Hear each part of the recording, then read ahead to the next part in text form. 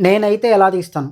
అంటే దీని యొక్క ముఖ్య ఉద్దేశ్యం ఏంటంటే, ఏదైనా ఒక సినిమా చూసి ఒక ఫిల్మ్ మేకర్ పర్స్పెక్టివ్ నుంచి ఎలాంటి వారిని ఎవరిని కూడా హర్ట్ చేయకుండా ఇలా తీసి ఉంటే ఇంకా బాగుండేమో, నేను ఒకవేళ డైరెక్టర్‌నైతే ఇలా తీస్తాను అని చెప్పడం మాత్రమే ఉద్దేశ్యం. ఎవరిని హర్ట్ చేయడం కాదు. తప్పుగా అనుకోవద్దు. 'దాదా' ఈ సినిమా తమిళ్‌లో కవన్ గారు, అపర్ణ దాస్ గారు జంటగా నటించారు. గణేష్ కే కుమార్ గారి దర్శకత్వంలో వచ్చిన ఈ సినిమా 2023లోనే తమిళ్‌లో రిలీజ్ అయింది. అప్పుడు ఈ సినిమా గురించి అందరూ కూడా చాలా గొప్పగా చెప్తుంటే విన్నాను, చూద్దాం అనుకున్నాను గానీ చూడలేదు. ఇప్పుడు ఎవరో ఒక ప్రొడ్యూసర్ దీన్ని తెలుగులో డబ్ చేసి రిలీజ్ చేశారు 2025లో. సినిమా చూశాను. సినిమా ఎలా ఉందంటే అద్భుతంగా ఉంది. చాలా బాగుంది సినిమా. ఎమోషన్స్ బాగున్నాయి, క్యారెక్టర్లు బాగున్నాయి, వాళ్ళ యొక్క పెర్ఫార్మెన్స్‌లు బాగుంది, స్క్రీన్ ప్లే బాగుంది, అన్నీ బాగున్నాయి. అంటే స్క్రీన్ ప్లే అంత అద్భుతంగా లేదు.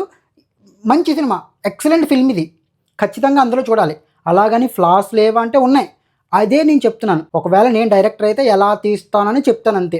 ఒకవేళ మీకు కూడా ఏమైనా సజెషన్స్ ఉంటే కింద కామెంట్ బాక్స్‌లో చెప్పండి. ఫస్ట్ నేనేం చేస్తానంటే, ఫస్ట్ హాఫ్ వరకు సినిమా బాగానే ఉంటుంది. సెకండ్ హాఫ్‌లో ఎప్పుడైతే హీరోయిన్ కలిసిన తర్వాత ఆఫీస్‌లో వర్క్ చేయడం మొదలుపెట్టిన తర్వాత ప్రీ క్లైమాక్స్ వరకు చాలా సన్నివేశాలు ఉంటాయి. కానీ అవన్నీ కూడా కామెడీగాను, సొల్లు కింద అనిపిస్తాయి. ఎమోషనల్ డెప్త్ ఏమి ఉండదు ఆ సన్నివేశాల్లో. ఇప్పుడు ఫర్ ఎగ్జాంపుల్ ఏంటంటే, అతను ఆఫీస్‌లో ఒక టీమ్ లీడర్‌గా జాయిన్ అయ్యాడు. ఒక సాఫ్ట్‌వేర్ కంపెనీలో. ఒక టీమ్ లీడర్‌గా జాయిన్ అయినప్పుడు ఫస్ట్ అందరూ అతన్ని హేట్ చేస్తారు. తర్వాత ఏంటంటే, అక్కడ దర్శకుడి యొక్క ముఖ్య ఉద్దేశ్యం ఏంటంటే, ఆ టీమ్‌లో ఉన్న మెంబర్స్ అందరూ కూడా హీరోని లైక్ చేయాలి. అందుకు తగ్గట్టుగా అక్కడ ప్రతి ఒక్క టీమ్ లీడర్ మెంబర్‌కి కూడా ఒక్కొక్క ఎపిసోడ్ అంటే ఒక్కొక్క సీన్ రాసుకుంటూ వచ్చాడు. హీరోని లైక్ చేసేలాగా.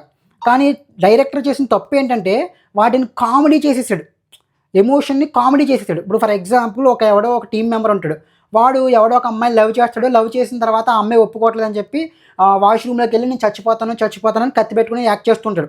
అక్కడ డైరెక్టర్ ఏదో కామెడీ చేసి ఏదో వాష్‌రూమ్‌లోకెళ్ళినట్టు హీరో అక్కడి నుంచి ఏదో పట్టినట్టు ఇదేదో చేసాడు. బానే ఉంది. కాకపోతే నేనైతే ఎలా చేస్తానంటే, అతను నిజంగానే ఎవరైతే ఆ లవ్ ఫెయిల్యూర్ అతను ఉన్నాడో, అతను నిజంగానే బాధపడుతున్నట్టు పెట్టి, ఇతనెళ్ళి నేను కూడా బాధపడ్డాను అతన్ని ఓదారుస్తున్నట్టు పెడితే, ఇంకా ఎమోషనల్ డెప్త్ అనేది బాగా వస్తుందేమో, ఇంకా ఆడియన్స్‌కి సినిమా బాగా కనెక్ట్ అవుతుందేమో అన్న భావన నాకు కలిగింది. అలాగే ఒకవేళ నేను ఈ సినిమా డైరెక్టర్ అయితే కనుక, సెకండ్ హాఫ్‌లో ఒక లవ్ ఫెయిల్యూర్ సాంగ్ వస్తుంది బీచ్‌లో. ఆ సాంగ్‌ని కంప్లీట్‌గా అవాయిడ్ చేయొద్దును. అస్సలు బాలేదు సాంగు.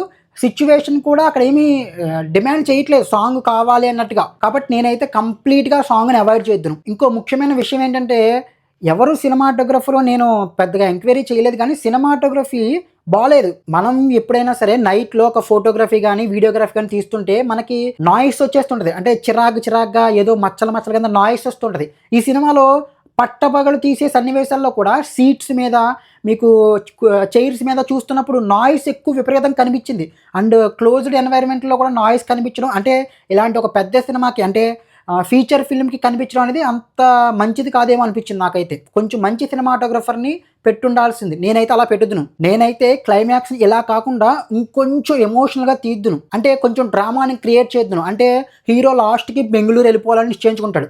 బెంగుళూరు వెళ్ళిపోతుండగా ఈమె హీరోని ఫాలో అవుతున్నట్టు గానీ, ఎయిర్‌పోర్ట్‌లో గానీ పెట్టుంటే ఇంకొంచెం ఆడియన్స్‌కి ఆ ఎక్సైట్‌మెంట్ పెరిగేదేమో, ఆ ఎమోషన్ ఇంకొంచెం పెరిగేదేమో, డ్రామా ఇంకొంచెం పెరిగేదేమో అన్న భావన కలిగించింది. నేనైతే అలా చేద్దును. ఇంకా ఇవే కాకుండా కొన్ని చిన్న విషయాలు కూడా ఉన్నాయి. ఫస్ట్ హాఫ్‌లో హీరోకి ఒక అక్క జాబ్ ఇప్పించి తర్వాత తీసేస్తుంది. తనకన్నా ఎక్కువ సాలరీ వచ్చిందని చెప్పి.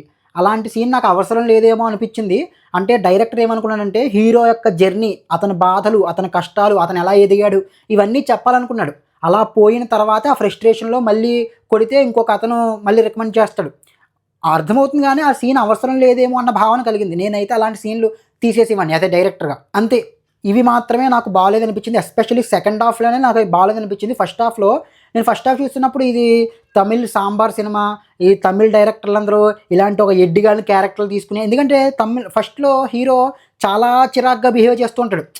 అంటే అలాంటి సిట్యుయేషన్‌లో మనం కూడా అలాగే బిహేవ్ చేస్తామేమో, కానీ మనం హీరోని అలా చూడం కదా తెలుగు వాళ్ళని. తమిళ్ వాళ్ళు దాన్ని అలా యాక్సెప్ట్ చేస్తారు కాబట్టి తమిళ్ సాంబార్ సినిమాని చాలా తిట్టుకున్నాను. కానీ ఈ సినిమా బలమంతా కూడా ఫస్ట్ హాఫ్‌లో హీరో బిహేవియర్ మీదే ఆధారపడింది. అది అలా ఉంటేనే సినిమా సెకండ్ హాఫ్ అంతే సినిమా కథ అంతా కూడా సస్టైన్ అవుతుంది. అలాగే ఉండాలి హీరో. నేనైతే సినిమా ఎలా తీస్తానో చెప్పాను. మీకు కూడా ఈ సినిమాని ఇంకా నేనైతే ఎలా తీస్తానని మీకేమైనా అనిపిస్తే గనక ఖచ్చితంగా కామెంట్ బాక్స్‌లో చెప్పండి. ఎవ్వరూ సిగ్గుపడొద్దు.